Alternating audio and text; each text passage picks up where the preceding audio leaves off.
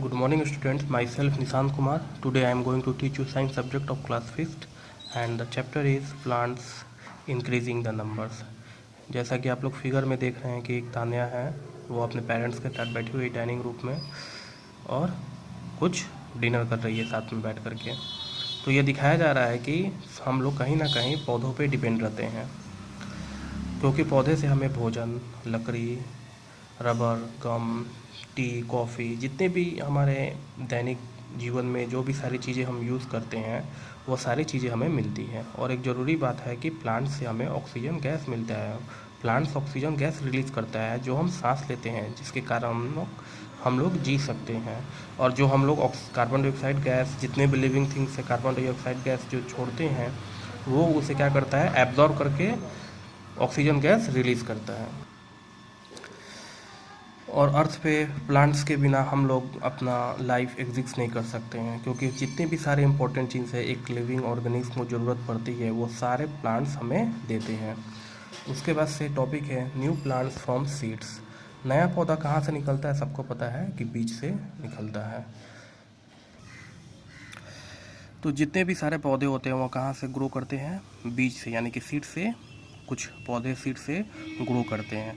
तो सीड से ग्रो करने के लिए कुछ फेवरेबल कंडीशन होता है पौधे को ग्रो करने के लिए, जैसे कि हवा है, पानी है, सनलाइट है, मिनरल्स है, मिट्टी है। ये सारे चीज़ें चाहिए प्लांट्स को ग्रो करने के लिए, यानी कि बीज को ग्रो करने के लिए। ये सारे कंडीशन अगर प्लांट्स को, बीज को मिलते हैं तो वो एक प्लांट के रूप में क्या करता है, विकसित होता है, यानी कि बड़ा होता है। तो प्लांट्स में जो बेबी प्लांट होते हैं, यानी कि जो छोटे छोटे पौधे होते हैं, देखोगे कि जो पौधे में दो प्रकार के उनके जो भोजन स्टोर होते हैं वो सीड लीव्स में स्टोर होते हैं।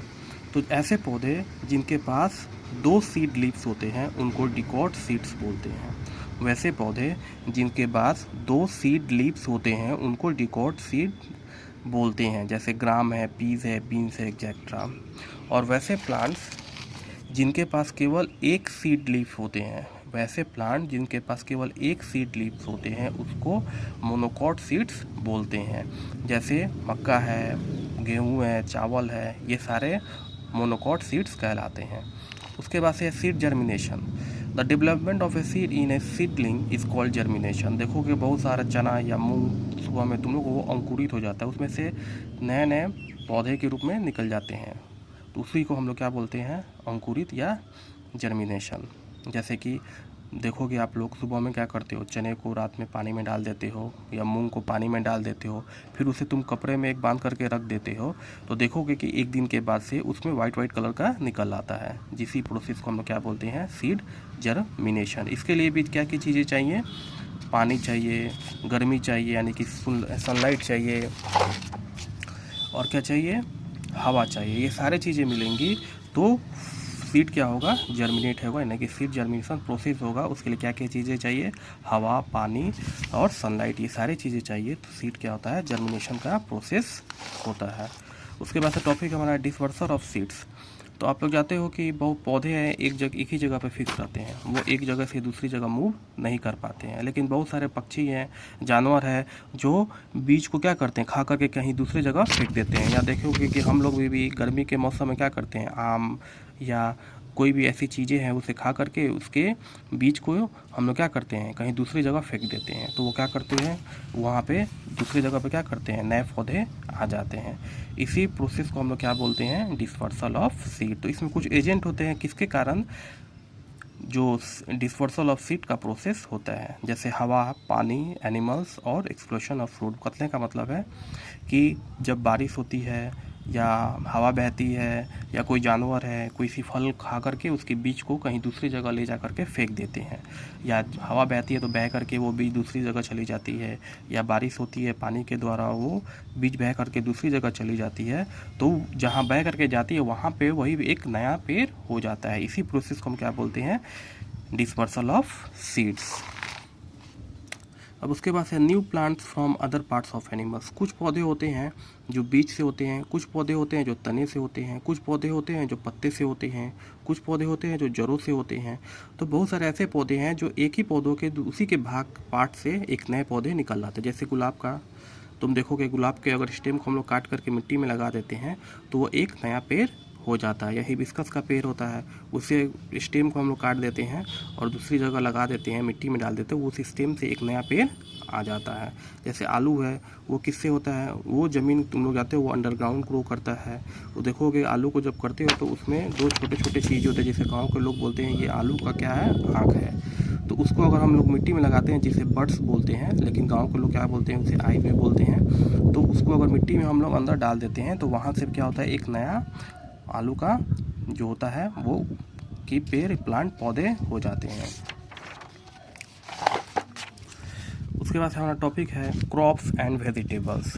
तो क्रॉप्स क्या होता है, तो ऐसे पौधे जो एक प्रकार के किसी पार्टिकुलर एरिया में या किसी पार्टिकुलर रीजन में या किसी फिक्स समय के लिए उसकी फार्मिंग की जाती है, उसकी खेती की जाती है, उसको क्रॉप्स बोलते हैं। जैसे किसान जो है वो डिफरेंट टाइप्स के क्रॉप्स करते हैं, जैसे कि वीट है, ग्राम है, ये नवंबर से लेकर के अप्रैल के महीने तक इसकी फार्मिंग करते हैं, इसकी खेती करते हैं, जिसे रबी क्रॉप्स बोलते हैं। और वैसे क्रॉप्स जो जून से लेकर के अक्टूबर तक जिसकी फार्मिंग की जाती है उसे खरीफ क्रॉप्स बोलते हैं। जैसे राइस है, मैदी है, ज्वार है, ये सारे खरीफ क्रॉप्स बोले जाते हैं, क्योंकि ये जून से लेकर के अक्टूबर तक इसकी फार्मिंग की जाती है। और वेजिटेबल्स यानी कि सब्जियाँ, आप लोग जानते ही हैं सब्जियाँ डेली हम लोग खाते हैं सब्जियों को, जैसे कैबेज है, कॉलीफ्लावर है, रेडिश है, बीन है, पी है, ग्रो, ये ठंड के समय में ग्रो करते हैं। और कुछ ऐसे सब्जियाँ होते हैं जो गर्मी के मौसम में ग्रो करते हैं, जैसे ब्रिंजल है, पम्पकिन है, ये गर्मी के मौसम में ग्रो करते हैं। तो आप लोग जानते हैं कि एक ही मिट्टी में एक ही प्रकार के पौधे को ग्रो नहीं किया जा सकता है, हर मिट्टी के लिए अलग अलग पौधे को ग्रो किया जाता है, क्योंकि कुछ स्पेशल मिट्टी होती है, सॉइल होती है, जिसमें कुछ स्पेशल फसल ही क्या होती है, उसकी फार्मिंग की जा सकती है, उस क्रॉप की या वेजिटेबल की उसमें फार्मिंग की जाती है। जैसे एक है क्लेई सॉइल, तो क्लेई सॉइल में हम लोग क्या करते हैं, राइस और जूट की ग्रो करते हैं, जो काफ़ी उसके लिए अच्छा माना जाता है क्लेई सॉइल। उसके बाद से आता है एलुवियल सॉइल, जिसमें गेहूं की खेती की जाती है, जिसके लिए ये पंजाब में और उत्तर प्रदेश में ज़्यादा मात्रा में पाई जाती है, जहाँ पे गेहूं की खेती की जाती है। उसका ज्वार और बाजरा की है, ये सैंडी सॉइल, बलुई मिट्टी में पाई जाती है, जो राजस्थान में ज़्यादा पाई जाती है। कॉटन होता है, उसकी खेती हम लोग काली मिट्टी में करते हैं, जो वेस्टर्न इंडिया में काफ़ी पाई जाती है। तो ऐसे मिट्टी होती है जो अलग अलग मिट्टी में अलग अलग तरह के पौधे किए जाते हैं, यानी कि हर फसल का एक, ऐसा नहीं है कि किसी भी मिट्टी में किसी भी फसल को लगा दें और वो फसल क्या होगा, एक उपज हो जाएगा, नहीं, किसी फिक्स मिट्टी जो उसके लिए अच्छा होता है, जो उसके लिए फेवरेबल होता है, वो उस मिट्टी में उस फसल को अगर हम लोग उसकी खेती करते हैं तो वहाँ वो फसल एक अच्छी तरह वो क्या होता है, ग्रो करता है, यानी कि अच्छी तरह वो खेती के रूप में किसानों के लिए वो यूज किया जाता है। उसके बाद से एग्रीकल्चर यानी कि कृषि। तो सब कोई जानते हैं या आप लोग भी जानते हैं कि प्लांट्स को ग्रो करने के लिए काफ़ी मात्रा में या grown in large scale to feed entire population of country, काफ़ी मात्रा में प्लांट्स या खेती करने की ज़मीन की आवश्यकता पड़ती है। क्यों? क्योंकि प्लांट्स और पौधे लार्ज मात्रा में अगर ग्रो करते हैं तो हमारे कंट्री में इतनी ज़्यादा पॉपुलेशन है कि उनको पूरा किया जा सके। तो ऐसी प्रक्रिया जिसके द्वारा पौधों को काफ़ी ज़्यादा मात्रा में फार्मिंग की जाती है, उसकी खेती की जाती है, इसी प्रोसेस को क्या बोलते हैं, एग्रीकल्चर बोलते हैं। तो ऐसी प्रोसेस या ऐसी प्रैक्टिस जिसके द्वारा काफ़ी ज़्यादा मात्रा में हम लोग खेती करते हैं, फसल उगाते हैं, अनाज उपजाते हैं, सब्जी की खेती करते हैं, तो इसी प्रोसेस को हम लोग कृषि बोलते हैं, यानी कि एग्रीकल्चर बोलते हैं। तो एग्रीकल्चर को बोलने के लिए हमें बहुत चीज़ों की ज़रूरत पड़ती है, काफ़ी ज़्यादा मात्रा में ज़मीन चाहिए, खेत चाहिए, फील्ड चाहिए।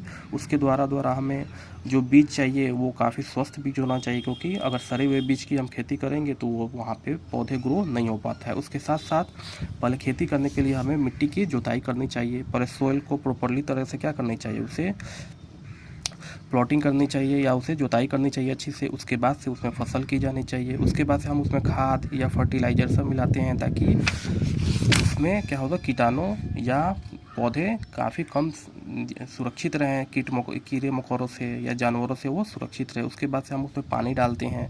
तो ये सारे चीज़ें हमें ज़रूरत पड़ती है, खाद वगैरह पौधे एक खेती करने के लिए, ये सारी चीज़ें होंगी